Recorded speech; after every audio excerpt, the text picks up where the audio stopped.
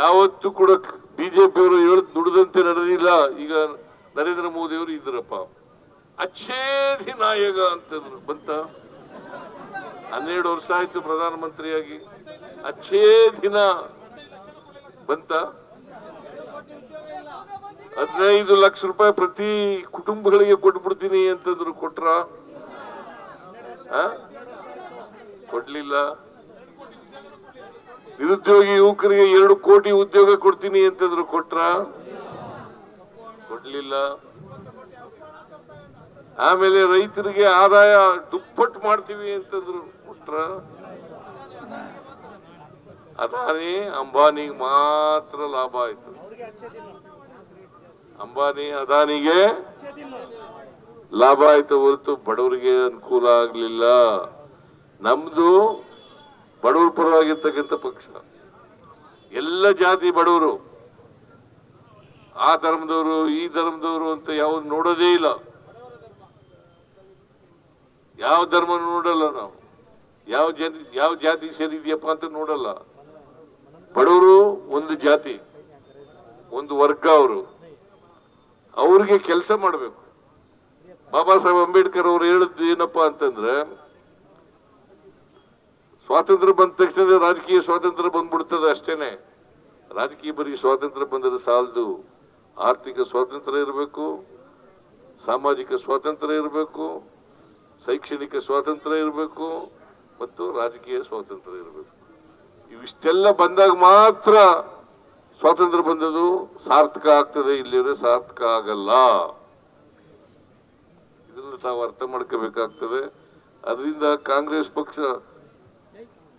ಈ ದೇಶಕ್ಕೆ ಬರೀ ಸ್ವಾತಂತ್ರ್ಯ ತಂದುಕೊಟ್ಟಿರಲ್ಲ, ಬಡವರನ್ನ ಮೇಲ್ಕೆ ಎತ್ತಕ್ಕಂಥ ಕೆಲಸವನ್ನ ಮಾಡ್ತದೆ. ಸಮಾಜದಲ್ಲಿರ್ತಕ್ಕಂಥ ಬಡವರು. ಆಮೇಲೆ ಇಲ್ಲಿ ಬಂದಿದ್ರಂತೆ ಇವರು, ಯಾರು ಸದಾನಂದ ಗೌಡ ಅನ್ನೋರು ಬಂದಿದ್ರಂತೆ. ಪಾಪ ಮುಖ್ಯಮಂತ್ರಿಯಾಗಿ ಈಗ ಅವ್ರಿಗೆ ಟಿಕೆಟು ಕೊಟ್ಟಿಲ್ಲ. ಬೆಂಗಳೂರಿನಲ್ಲಿ ಶೋಭಾ ಕರಂದ್ಲಾಜೆ ಕೊಟ್ಬಿಟ್ಟು ಅವ್ರಿಗೆ ಟಿಕೆಟ್ ಕೊಡ್ಲಿಲ್ಲ.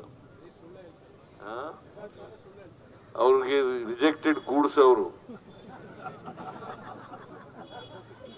ಆ ರಿಜೆಕ್ಟೆಡ್ ಗೂಡ್ಸ್ ಹೇಳ್ತಿದ್ರಂತೆ, ಗ್ಯಾರಂಟಿ ಯೋಜನೆಗಳಲ್ಲಿ ಲಂಚಾವತಾರ ನಡೀತದೆ ಅಂತ. ಲಂಚ ನಡೀಲಿಕ್ಕೆ ಆಸ್ಪದವೇ ಇಲ್ಲ. ಯಾಕಂತಂದ್ರೆ ಶಕ್ತಿ ಯೋಜನೆ ಲಂಚ ಇದೆಯಾ? ಗೃಹಲಕ್ಷ್ಮಿ ಯೋಜನೆ ಲಂಚ ಇದೆಯಾ? ಗೃಹ ಜ್ಯೋತಿ ಯೋಜನೆ ಲಂಚ ಇದೆಯಾ? ಅನ್ನಭಾಗ್ಯ ಸ್ಕೀಮ್ ನಲ್ಲಿ ಲಂಚ ಇದೆಯಾ? ಯುವ ನಿಧಿ ಕಾರ್ಯಕ್ರಮದಲ್ಲಿ ಲಂಚ ಇದೆಯಾ? ನೇರವಾಗಿ ಅವರ ಅಕೌಂಟ್ಗಳಿಗೆ ಕೊಟ್ಬಿಡ್ತೀವಿ ದುಡ್ಡನ್ನ. ಮಧ್ಯವರ್ತಿಗಳ ಹಾವಳಿನೇ ಇಲ್ಲ. ಮಧ್ಯವರ್ತಿಗಳು ಎಲ್ಲಿದ್ದಾರೆ? ಯಾರ ಹತ್ರ ಲಂಚ ಕೇಳೋದು?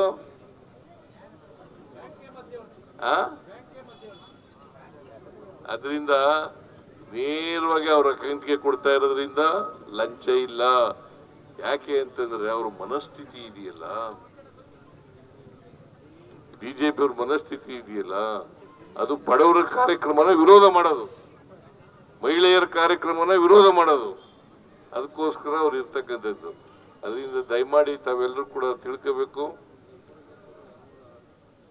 ಕಾಂಗ್ರೆಸ್ ಪಕ್ಷ ಬಡವರ ಪರವಾಗಿರ್ತಕ್ಕಂಥ ಪಕ್ಷ. ಭಾರತೀಯ ಜನತಾ ಪಕ್ಷ ಶ್ರೀಮಂತರ ಪರವಾಗಿರ್ತಕ್ಕಂಥ ಪಕ್ಷ, ಕಾರ್ಪೊರೇಟ್ ಬಾಡಿಗಳ ಪರವಾಗಿರ್ತಕ್ಕಂಥ ಪಕ್ಷ.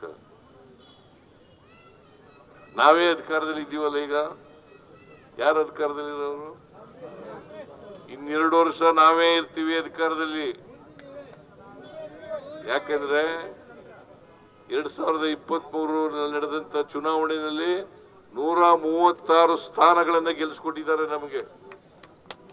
136 ಸ್ಥಾನಗಳು. ನಾವೇ ಅಧಿಕಾರದಲ್ಲಿ ಇರೋದು. ಇನ್ನೆರಡು ವರ್ಷ ಮತ್ತೆ ಚುನಾವಣೆ ಬರ್ತದೆ 28ಕ್ಕೆ. ಆಗ ಕೂಡ ನಾವೇ ಗೆಲ್ತೀವಿ. 28ಕ್ಕೂ ನಾವೇ ಗೆಲ್ತೀವಿ. ಬಿಜೆಪಿ ಯಾವ ಕಾರಣಕ್ಕೂ ಅಧಿಕಾರದಲ್ಲಿ ಬರಬಾರದು. ಅವ್ರಿಗೆ ಅಧಿಕಾರಕ್ಕೆ ಬರಬಾರದು. ಯಾಕಂತಂದ್ರೆ ಸಮಾಜದಲ್ಲಿ ಒಡಕು ಮಾಡಿ ಹಿಂದೂ ಮುಸ್ಲಿಂ ಅಂತ ಮಾಡಿ ಜಗಳ ಮಾಡಿಸ್ತಕ್ಕಂಥ ಪಾರ್ಟಿ ಅದು. ಅದರಿಂದ ಯಾವ ಕಾರಣಕ್ಕೂ ಕೂಡ ಬಿಜೆಪಿಯವರು ಅಧಿಕಾರಕ್ಕೆ ಬರಬಾರದು. ಹಾಗಾಗಿ ಸಮರ್ಥ ಅವರನ್ನ ತಾವೆಲ್ಲರೂ ಕೂಡ ಬೆಂಬಲಿಸ್ತೀರಿ ಅಲ್ವಾ? ಏ ಕೈ ಎತ್ತರಯ್ಯ.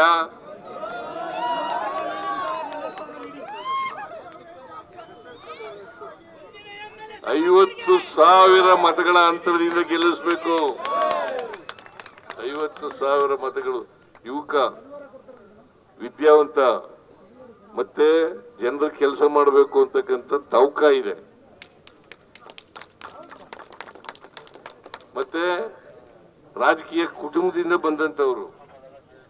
ಅವ್ರ ತಂದೆ ಶಾಸಕರು, ಅವ್ರ ತಾಯಿ MP, ಅವ್ರ ತಾತ ಅಜ್ಜ ಏನಾಗಿದ್ರು? MLA ಆಗಿದ್ರು, ಮಂತ್ರಿ ಆಗಿದ್ರು, ಲೋಕಸಭಾ ಸದಸ್ಯರಾಗಿದ್ರು. ಅವ್ರನ್ನ ಗೆಲ್ಲಿಸ್ಬೇಕಲ್ವಾ? ಇವ್ರ ನಂಬರ್ ಎಷ್ಟು? 3.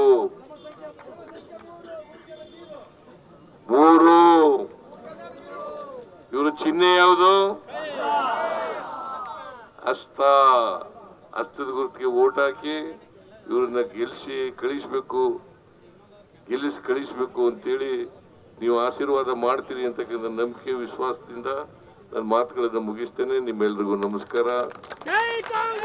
ಜೈ ಹಿಂದ್, ಜೈ ಕರ್ನಾಟಕ, ಜೈ ಸಂವಿಧಾನ್.